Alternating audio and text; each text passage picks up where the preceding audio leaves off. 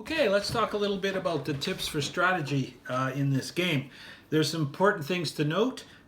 Each year, the harvest results and yields and prices and income from wheat growing and cattle raising and wine production these are all based on historical research, and they fluctuate accordingly.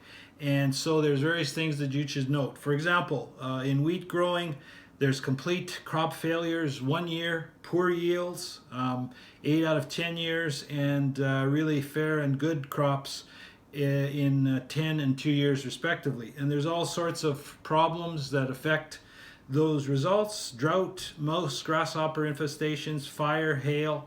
All of these are indicated on the harvest cards. And the wheat prices fluctuate awful lot as well. Cattle raising, epidemics can kill anywhere from half to all of the cattle herds 10 times in 20 years. And this is the kind of thing that happened on the Black Sea to the Black Sea Germans. The price of cattle can fluctuate accordingly from anywhere from 5 to 25 rubles per head. The wine production, those were a big source of income for the Germans from Russians in the Black Sea. But they had to wait for 5 years into the colony's existence, of course, before they could yield much in the way of a grape harvest. However, once established, the vineyards yield good or fair crops most years and are steady generators of annual income, 200 rubles or 500 rubles per player family respectively. So that assumes about 2 hectares or 1.8 desatines actually planted for each family.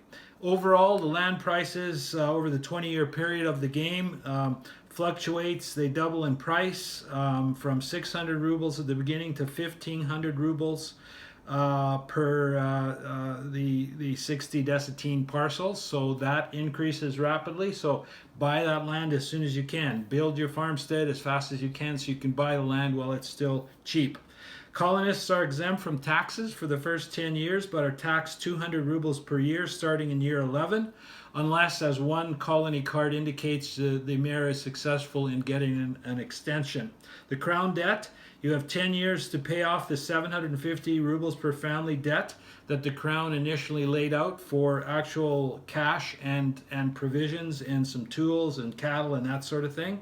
So that is something to factor into the game. After 10 years, you're going to be paying, you're going to have that whole debt paid off.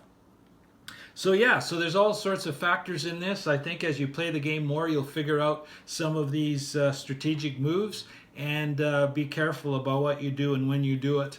Again, all of this shows just how difficult those initial years on the steppes of Russia near the Black Sea were for these German colonists. And it wasn't until the second and third generation that really things improved enough for them to become quite well off in their colonies. So it was a major struggle for them. And as I say at the front of the instructions, this game is dedicated to the German settlers, including my own ancestors who toiled for a better life on the plains of southern Russia.